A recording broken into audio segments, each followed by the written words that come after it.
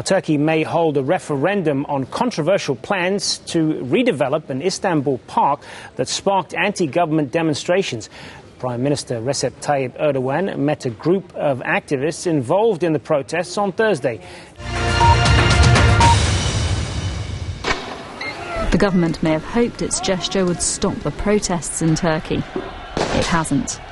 Police fired tear gas as the other side hurled stones.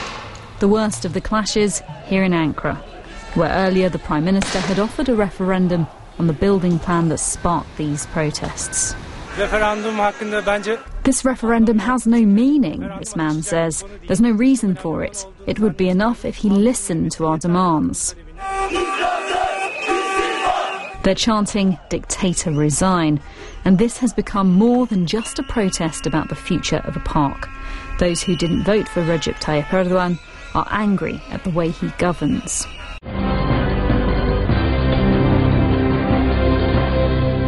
The protests erupted at the end of May after police stormed a sit-in by activists.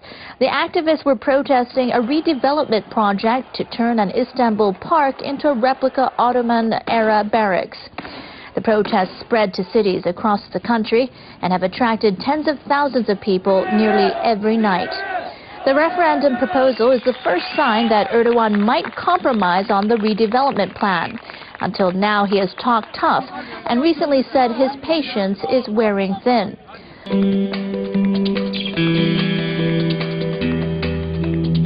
The limited concession came during Wednesday's meeting between Prime Minister Recep Tayyip Erdogan, ministers and a protest delegation. The voices of the people that want to speak out and express their demands have been heard.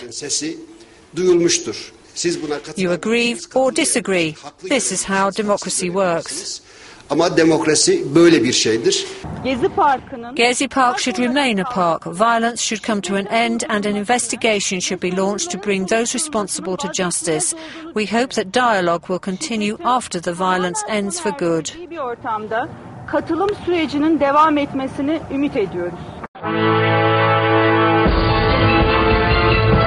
In Taksim Square, riot police are also beginning to mass at the entrance to Gezi Park. We're assuming right now that police will try to come here again because they want us to leave. Neither side looks likely to back down at this stage, but it's becoming increasingly clear that government patience has worn thin. Gezi Park is a symbol. It's the spark, that set the tinder on fire because, the Prime Minister needs to listen to citizens. Everyone should have a right to think whatever we want to think about and, live as we want to do, and the government has no right to interfere with that.